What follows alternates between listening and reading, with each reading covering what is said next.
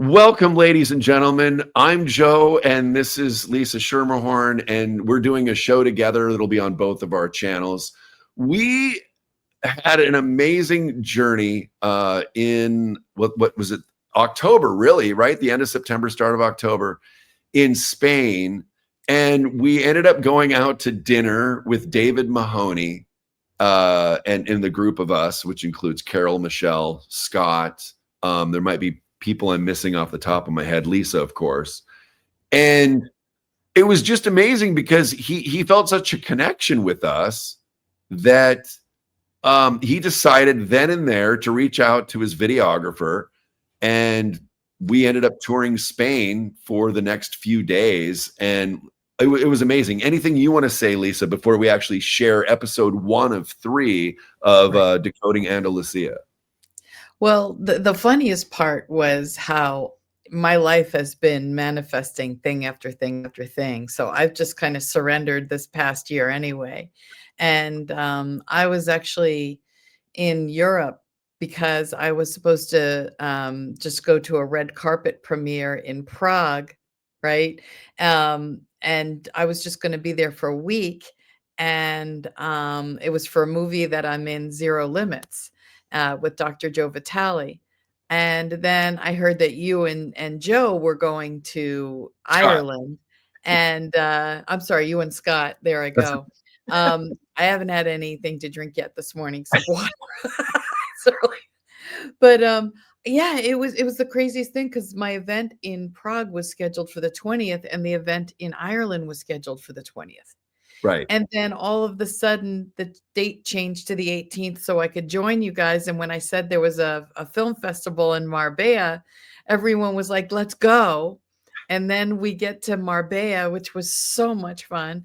You're like, yeah, let's call Dave Mahoney. I'm like, I haven't met him yet. I used to follow him all the time. I thought he was really cool.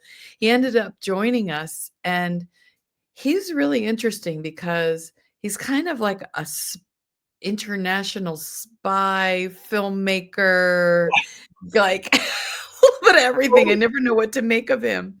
Right. And very spiritually based, and just like international man of mystery almost. Yes, that's the perfect word for it. So I just found him fascinating. And you never know if he's speaking the truth or not. Like, does he really mean this? Like, we're sitting here, he's like, I've always wanted to make a movie about the spirituality and all of these sacred places in Andalucia, which is southern Spain. And I've got all these empaths and psychic people here. I'd love your impressions. Let's see. And then all of a sudden he's like, let me call my videographer. And he happened to be available.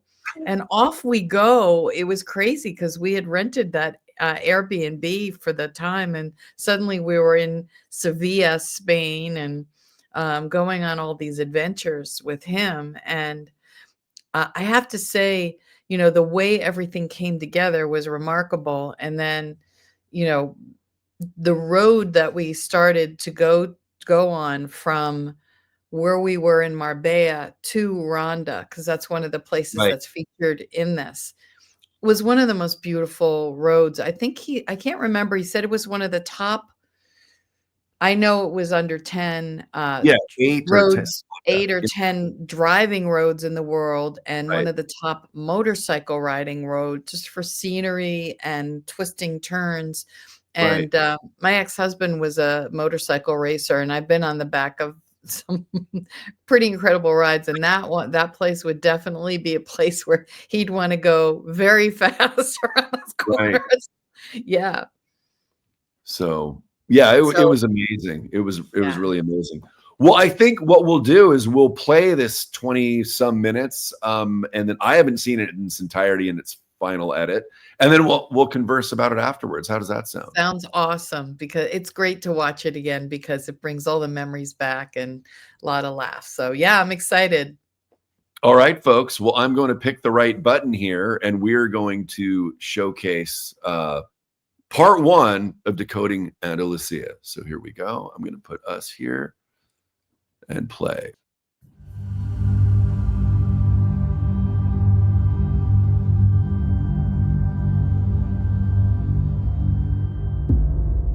Welcome to Andalucia, Spain's southernmost region, famous for Moorish architecture, historic cities, and dramatic landscapes. Welcome to a very special episode of Mahoney Live. I live in southern Spain. I've been here for 30 years in the heart of Andalusia, and I've been lucky enough to experience the most amazing places, and the energy and spiritual influence has been a huge part of my life.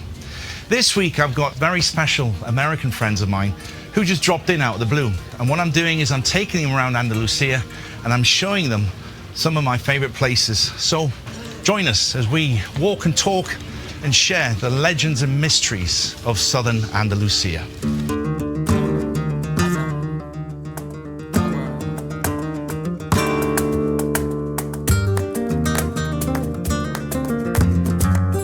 We're in Ronda, and this is one of Spain's hottest tourist spots. So you get Chinese and Japanese, you'll see people from all over the world coming here.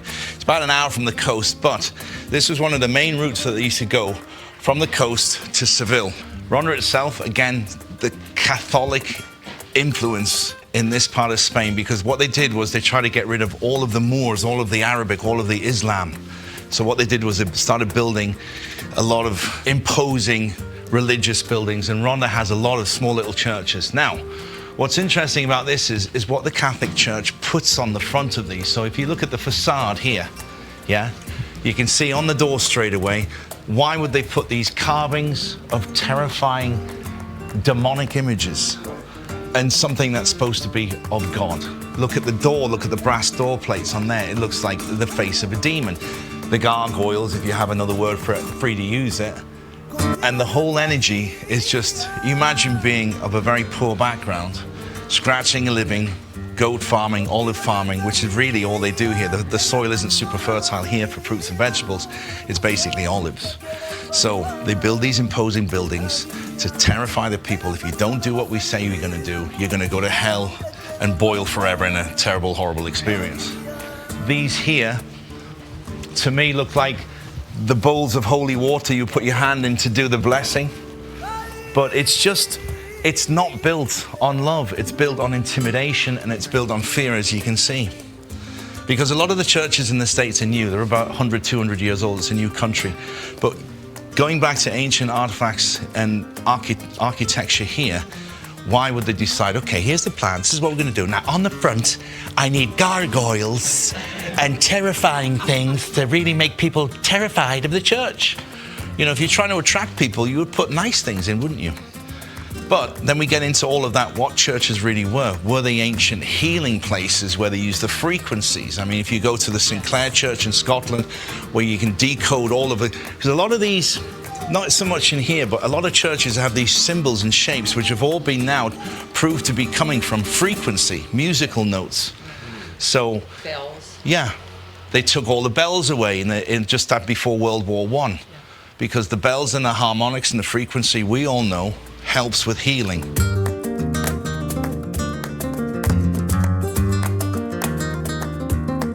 This small little tower, it's strange, it looks like a church tower, but these are watchtowers. You can see the small windows there, they were for archers. This goes back to a Moorish tower. We're going to see more of this today as we move around this part of Spain. And you can see it's a watchtower, so they had an alarm at the top, which would have been a bell or a fire. Usually they used to use fire to alarm people. And it's a singular building. It's just enough for maybe 1 or 2 men, just on the outskirts of the town. And you can see at the bottom, the original stonework is there. It's been added onto. This particular brickwork is Christian, but the bottom of it is Moorish. So it would originally been destroyed by the Catholics to take down the Moorish influence. But the base of it here, with the typical archway going over there, is very Moorish. So that's probably 1,000 years old, roughly, with an add-on, because you can see the difference in the bricks. So after it was destroyed by fire and they took it down, rebuilt and repurposed as a continuing watchtower. As we move around here, you'll see a lot of houses have something above the doorway, like a crest. There's a lot of family crests. And basically, there was a lot of families here that were influential in the olive oil trade, which is essential to ancient Rome and Greece. They used to use it for food as well as lamps. So this one has a cross on it, so this signifies that this was some sort of Catholic-based foundational home. But as we move around, you'll see several which are family crests and coats of arms, which signified exactly who the family was and what they were doing. There's 3 different crests above this one. I don't know who they're significant are, but it does tell us that this was a prominent family that held this building. And then straight across the street, there's another one. Old family money, this is mine, you stay away, I'm nobility and you're a peasant. This is the money shot, as they say in Ronda. We've got this ancient Roman, Phoenician, it's probably around 2,500 years old, this bridge. It's been rebuilt several times. There's spectacular views either side, but it's going to give you vertigo. There's usually a spot there that can lean you right over, but they're doing construction on it. So what we're going to do is we're going to have a little walk, see where those people are standing, have a little walk, and then this side we got really amazing views, but this is why people come here. You'll feel this pulsing up as we go over this bridge now. So just take some time, get into your little Zen mode and just see what you get, yeah? You just take a little look here. You'll get vertigo, so be careful. Contigo yo estaría.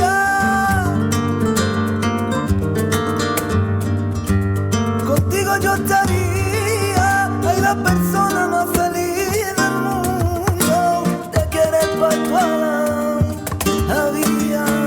Ay, la persona más feliz del mundo. Te quieres pa' tu la. How are you feeling about everything we've been looking at so far? Incredible. Well, overwhelmed, and I was actually feeling, I couldn't tell if it was grief or like it was so beautiful that I wanted to cry, but I felt a sense of grief over there. That's really interesting, actually, because a lot of the times when you become overpowered with such beautiful and natural things, I get that as well. Yeah. So it's a very special place, Ronda, but there's a lot of mixed energies because you've got 6-7 cultural differences coming in from 2,000-3,000 years ago. Yeah. So it's very interesting what you're tuning into. I really feel the layers. Yeah.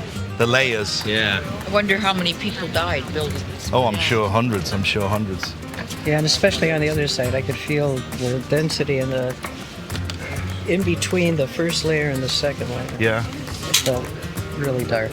All right. But on top and from the aqueductos up, it felt light.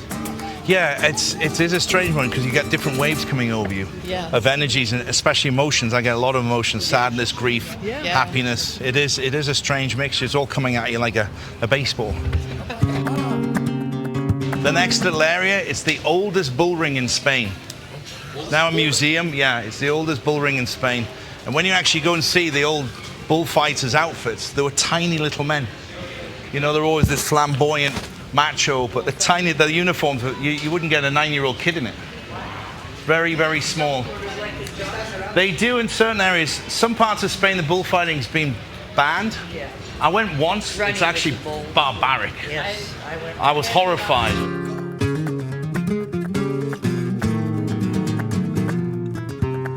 Here are 2 statues and a plaque on the wall. Ernest Hemingway was a big fan of Ronda. And on the other side, Orson Welles, the famous film director.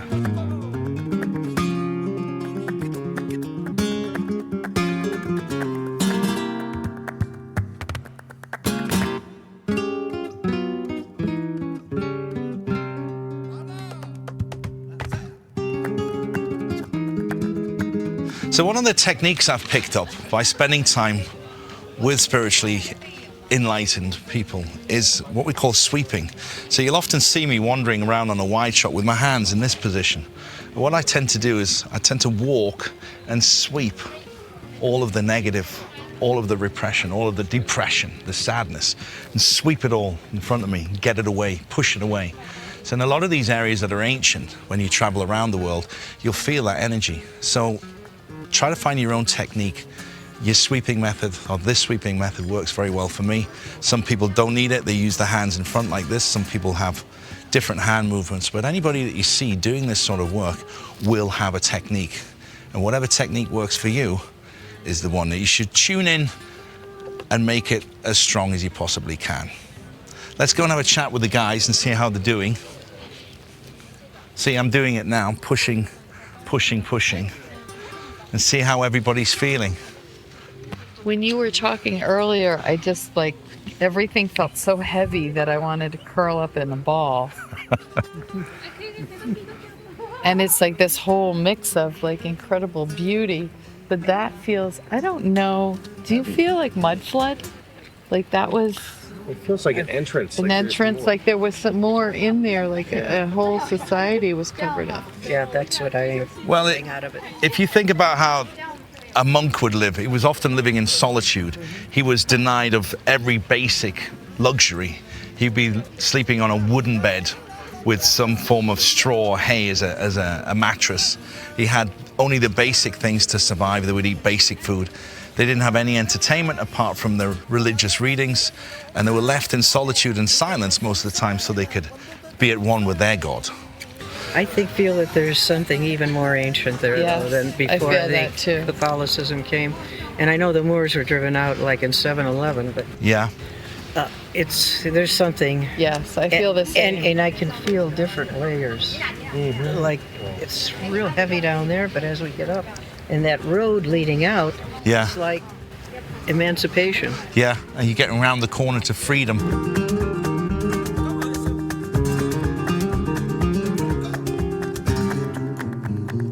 So behind me, we have the oldest bull ring in Spain. It's now a museum, but they also use it for concerts here in Ronda. And the strange thing about bullfighting, I went once about 25 years ago, and it's horrendous what they do. They torture the animal, the crowd start applauding at the matador, the bullfighter's bravery, and they do terrible things like they cut the ears off the bull and throw it into the crowd. So most parts of Spain now, it's prohibited. There are certain towns and certain locations where they'll do it occasionally, but for the moment, it's pretty much banned and outlawed, which I think, as much as it's a tradition, it's not good to feed the crowd. It's a bit of a Roman circus, isn't it? The blood and the glory of the Colosseum was transferred into Spain with the bullfighting.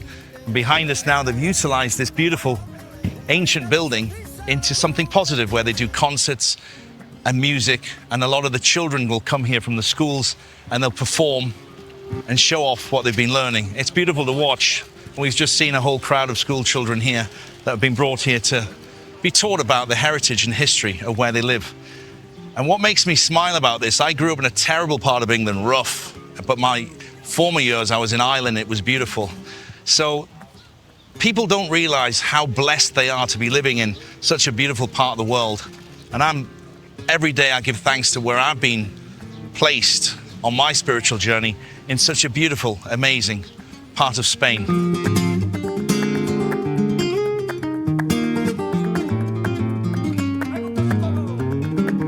So it's coffee time, and I think it's a great moment to pass the microphone around and for everybody to introduce themselves to the audience and share where you're from and what your name is, and I don't know, let's see how you feel. You can go first. This is Scott.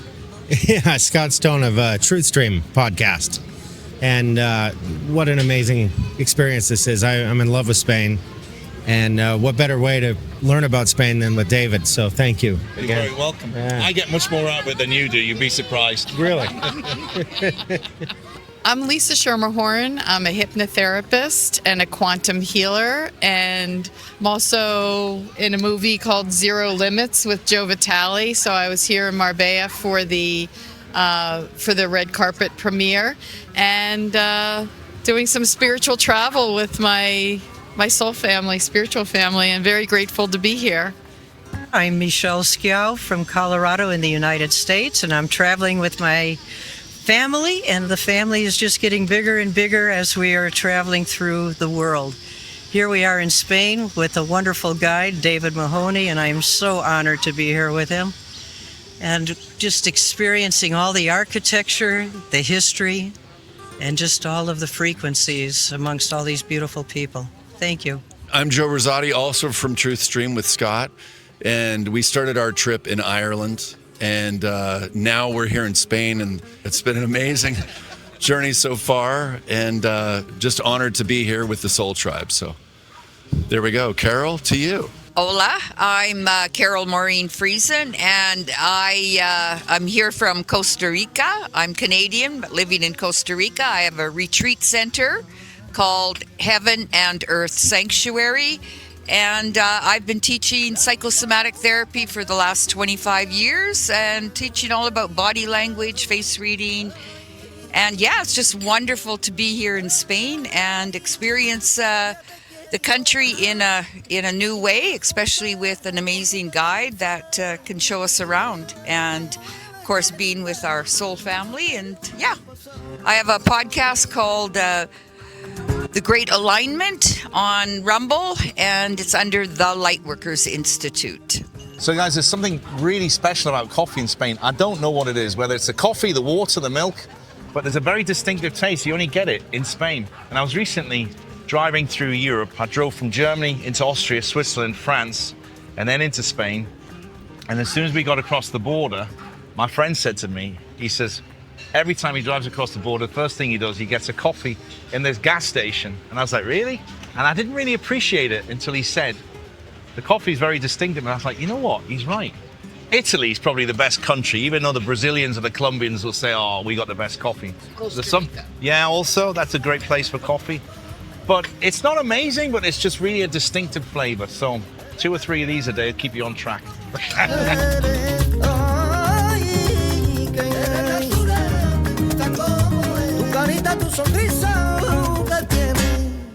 But now it's time to move onto one of my favorite subjects, the glory of ancient Rome.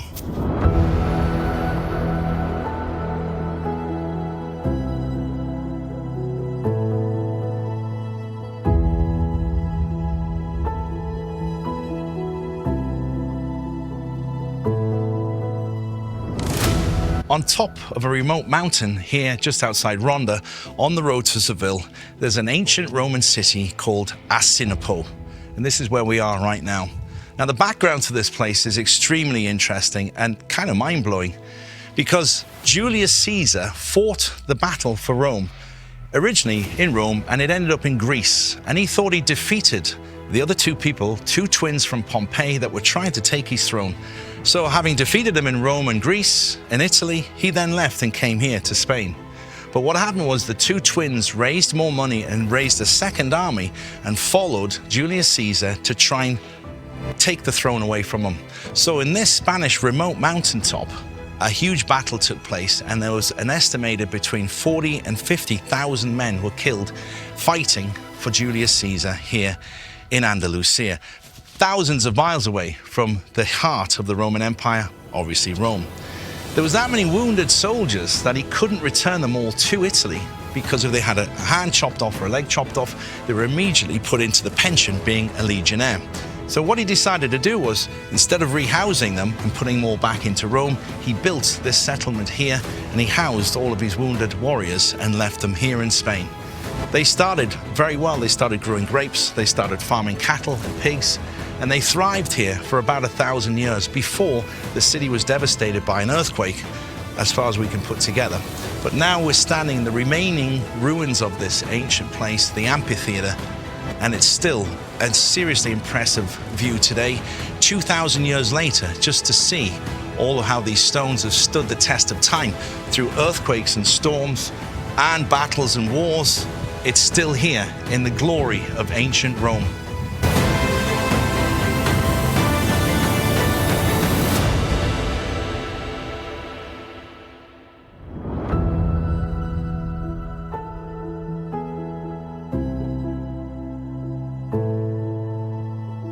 What do you think the last show they had here was?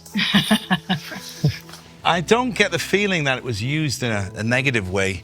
They used to use the Colosseums for all the slaughter, just for entertaining, really, in the larger cities. This isn't a Colosseum. There's a difference between Colosseums and auditoriums. This, to me, is an entertainment. Yeah. Depending on what god it was, which month, Jupiter, Mars, they all had different gods in different months. Wonder if the moon comes up a certain. Yeah. Oh, absolutely. You can guarantee that. What I find is fascinating, and I was just pointing it out, is on the theatre you can see where the steps are cut from this angle, yeah? Into the rock face. Yeah. And this, a lot of people think, oh, they built this. No, this was all hand carved out of the existing mountain, the entire seating arena.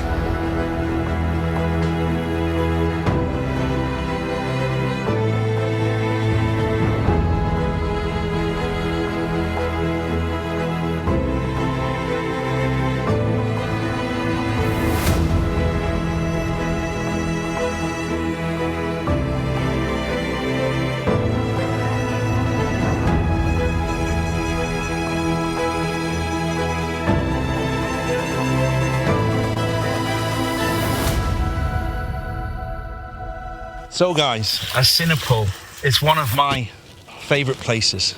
It's one of the places I come for a recharge, to recharge my spiritual batteries. What I'm going to ask you is what you're feeling. Tell me your feeling about this location. What I'm feeling a lightness here, and it's almost like a freedom. But as we were walking up, way down below, it was a little bit heavier. But up here, it's light. It's like, well, we're entertainment. On the top of the mountain. And we're on the top of the mountain. We've got the fresh air. We've got the energy. We're close to Creator. It's a lightening. It's a lightening of all of our spirit. That feel right with everybody? Yeah, I have tingling, like my hands and my feet, my body just goes up. I would say feeling honored to be part of the ancients, right? Yes. It's almost, you can see the energy, spirits that have walked this path, You really can. built this place, right? Yeah, you can. I mean, you can see it. Yeah. It's welcoming. The feeling is welcoming. Right. Yeah, you feel the history and you feel all the souls who've been part of this, and look how much they put in to make this, and it's here. The amphitheaters of today are based on things like this. The effort it took to carve these stone steps and building towers and monuments. It's phenomenal. Incredible, isn't it? Yeah. Well, this is almost like their celebration place. You Right. know? I mean, for all the work they've done, as you said, all these piles of stone were at once houses and housed the people. But this was a place of celebration And healing. entertainment. Yeah. And healing. Well, the sound therapy for sure. Yeah. I get that healing energy from this. Well, they were all came out of war. Yeah, And, it's true. And then they were given an opportunity for a second part of life. A lot of them would have been left to die. Yeah. They married, they raised families and children and crops and cattle, and they thrived in such a remote location. It's incredible, the achievements. So The other thing that I feel in here is the acoustics. Off the rocks, you're getting so much healing. Yeah, and the angle. They put some thought into which way this faced and what they were looking at. It's incredible. It's a real lightness. Well, it's time to say goodbye to Assinapol for now. But the strange thing about this for me is every time I come here and every time I leave, I have a sadness that comes over me. Like in me leaving a family member behind, maybe.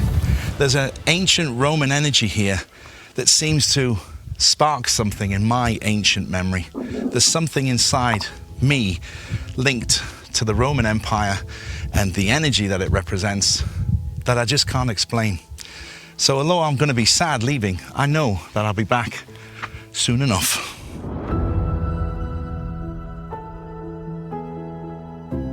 Well, it's time to say goodbye to this beautiful Roman city on a remote Spanish mountain. Because we're going to head out across the stunning Andalusian landscape to our next destination, an ancient Moorish castle and the secrets that it holds.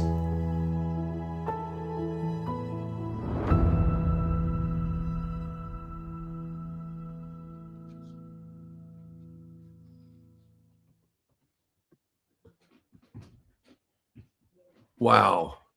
Go back.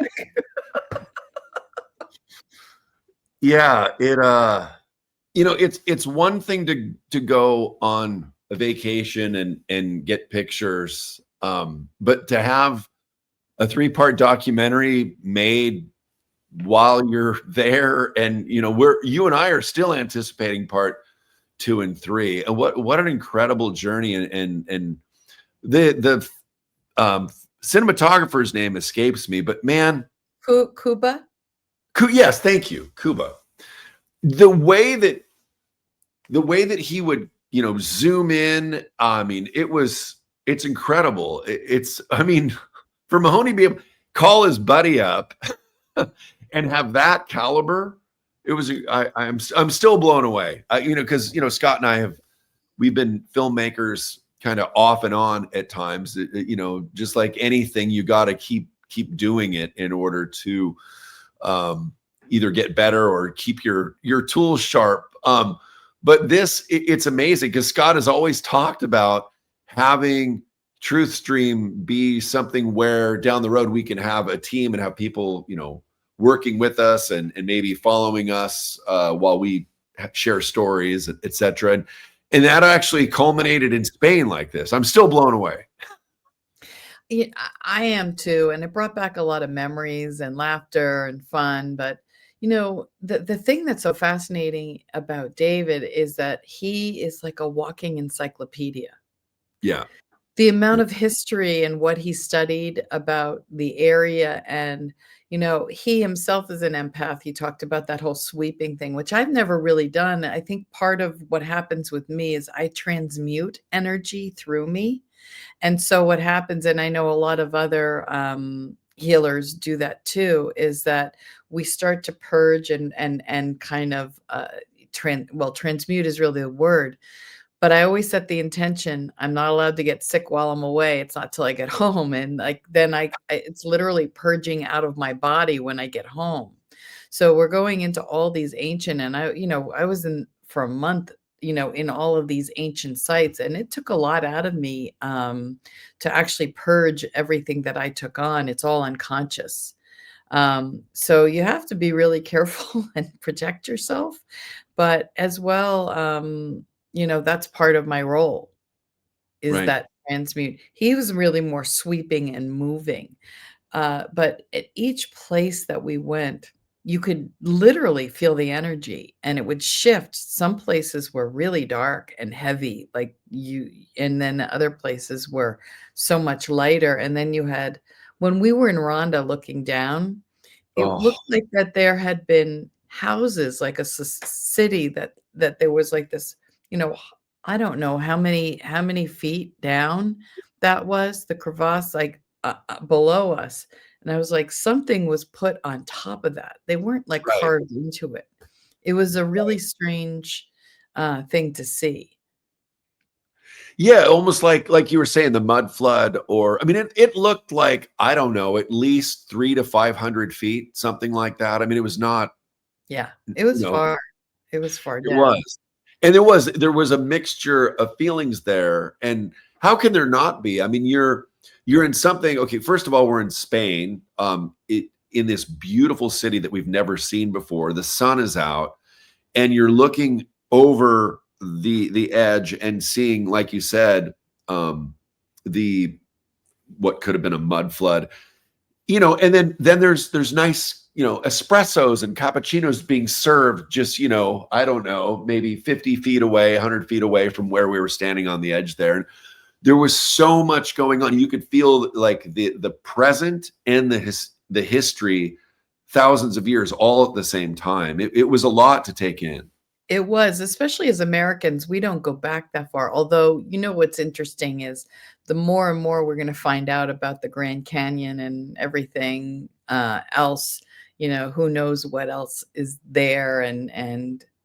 But I find that when I go to Europe and seeing these buildings that are, hundreds and hundreds and even thousands of years old, versus the United States, it's amazing when you can go into a place and know that, the history there is incredible.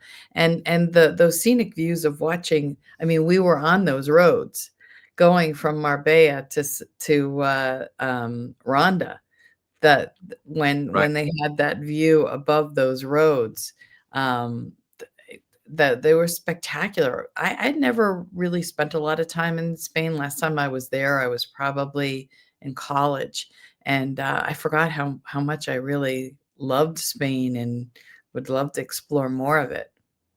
Oh yeah. In fact, my mom was watching I think it was Rick Steves' show, and it was Barcelona, and I forgot the name of the church, but oh my gosh, it just looks.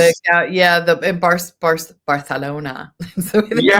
I mean, it looks like growing out of the ground. It's like, salutations to our creator. It's unbelievable. But, the cinematography in this, I got to say, to watch the technology advance to where, we can now get drone shots of sweeping views like that. And I mean, that's what, a few days worth of shooting, and it's just incredible what they've put together. And I gotta admit, when Carole said we need David Mahoney's voice in there, that narration, that voiceover, he really takes you on a journey. He does have a gift, and the way he presents and the information, he's literally like an encyclopedia. I mean, what a gift to have lived there for 30 years. And we went to at least three different either amphitheaters or the one we went to where it was more of the Coliseum. Oh my gosh. That was incredible. The feelings that were Scott actually felt like, the gladiator. He got in tune with that while he was there, and that's to be seen in the upcoming.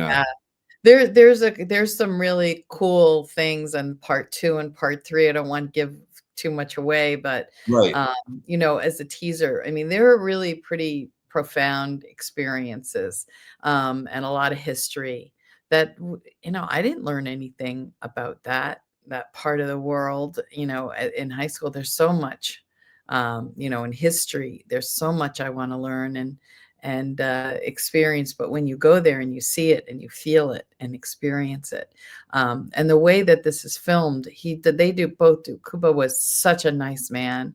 And, to be able to spend those couple days with us and getting into Seville, Spain, right. and that's our grand finale. But yeah, that was an amazing experience going into that cathedral there.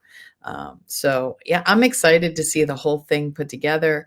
It's remarkable what he's done with it. I want to do more of that, to be honest. More of the touring, or or more of what exactly? All of it. It was just like being with people you feel, we were with people who you could be completely yourself with. Like, you don't have to monitor when you work in the spiritual world and community, that people get afraid of all that woo-woo stuff. And I'm like, all of us could completely talk about what we were experiencing, feeling, and relate. So that felt really nice. Right. Just seeing the beauty of it all, and the laughter and the fun, and just enjoying it all. And people don't realize like how important, well, at least for me, it's the immersion of it. It's like you're living history, and it's the food, it's the weather, and the sounds, the music. It all has such a huge impact. And so for people who don't travel or been thinking about it, it's really, I think it's important. For me, it's like a huge part of my life now. If I don't have a trip booked, I get depressed. And you don't have to spend a lot of money to travel either. There's ways to do it inexpensively, but go explore and go see. We live in such a beautiful place. This earth is so beautiful and so diverse. And to be there and have that amazing opportunity was really life-changing for me. Yeah. No, it was pivotal. I didn't realize how much I loved Spain. I mean, just everything about it. I mean, we went to Ireland, we went to Morocco, Marrakesh, Morocco, and every place has its own personality, if you will. But there's something I can see. Let's put it this way: I can see why David has been there for 30 years and is still exploring. He's still excited, and I can't wait to explore more of Spain. It's just the energy, the vibe, the weather. I mean, it was incredible. It kind of has it all. They talk about southern, like Marbella being like the Miami of Europe. It's sunny, I forget, like 300 days a year. The weather is always, beautiful. And there's so much to see, so much to explore. And it's relatively, it's reasonable. It's reasonably priced, and depending upon where you go. I mean, if you're going to go to Marbella is really where the jet set go, and there aren't a lot of, it's more international there. But you get into some of the communities outside of there, and it's very reasonable. I found it a lot less expensive than here in the US. Even Yeah. just restaurants, at least where I live in Vermont, everything's so expensive now. Right. The food, the paella was incredible. I mean, we ate the most. It was incredible. It really I know. was. The food was. Yeah, I'm really looking forward to the next the other two parts and how he puts it together. He's editing now, but you know what I'll say to the audience is I want to thank everyone for watching this. It was really a special time for me and life-changing, and yeah, I want to go back like tomorrow. Beautiful. Well, I think that's a good place to leave it for part two, and we'll do another follow-up on part two and discuss that as well. And there may be more people that join us that were on the trip. There may not. Lisa and I just kind of have this idea to put this out there and watch it with you guys and go over it. And I had not seen it in its entirety. And David's like, Joe, I sent that to you a week ago. You need to put it out. But it's like there was a reason I hadn't rushed to it, and here's the reason. So yeah, I think he called you Slow Joe. It's kind of nice. It's kind of But nice. I hadn't put it up yet either because I thought that it would be really fun to do a roundtable with it and explain it instead of just putting the video up. I just thought it would be more fun. Yeah, the impact. Yeah. And it was really special to be in that amphitheater. And I really connected with it. I wish I would have brought the darn guitar, but now I know what exists in Spain. You have to invent like a fold-up guitar that you can just kind of open up. They're so bulky to travel with. Yeah, well, there is a backpacker one that I got for Mexico. Or take up the ukulele. Oh God, maybe the kazoo and just sing in between or something. But anyway, awesome, Lisa. Anything you want to say in closing of this lovely chat? No, other than I did forget to say my Rumble channel is Where Truth Lies, and I'm available on YouTube, and my website is lisamindset.com, and teaching people how to bend spoons and with their mind, and do quantum healings with people, and helping people as much as I can, and just having the time of my life. I'm excited for 2026. I've got first grandchild coming, my son's getting married, and both my kids are having amazing lives, and I don't know, everything keeps shifting and changing in the world, and I'm excited to be part of it and see what happens. Exactly. Yeah, it's been a very pivotal year for definitely you and Scott and I, and just to step into these getting to do the things that we're doing through the show. It's been incredible, because it was about 2 years ago, Scott made a video specifically, and we were in a pretty not the best place. So if we can look at how far we've come and how much it shifted in the last specifically year, it's just been absolutely incredible. And it gives us the excitement and the I don't know, there's a really positive outlook on things to keep going and expanding. And TruthStream, we have a very, very wide net. We just had the one of the founders of Human Garage on. So everything from spiritual healing, physical healing, and then some mind-bending stories as well. So lots coming out. And I'm just looking forward to 2026 as well. You have an amazing way of getting the most incredible guests on. I've always blown away. I'm like, what? How did you get them? No, you really have a natural gift and talent, and very persuasive, I imagine. Well, what helps is when you have these incredible guests, it doesn't hurt in getting the next incredible guest. Like, I mean, it started from somewhere, right? Well, yeah, if people see a show with you, me, Lisa, Honey and Scott, like, it covers so much. There's so much different stuff going on there. I think that it kind of appealed to many different people. So it shows like the ones that we do, the four of us, that I think have such a great energy to them that it lures people in. So you're part of that. Well, thank you. I appreciate it. No, I love it. And you know what? They're fun. You guys are a lot of fun, and you do your research and very well informed, and a lot of fun to be with. I'm so grateful over the past several years of, becoming friends with you and Joe, and meeting all these amazing people, part of this community, and just deep gratitude. It's been a blast. Absolutely.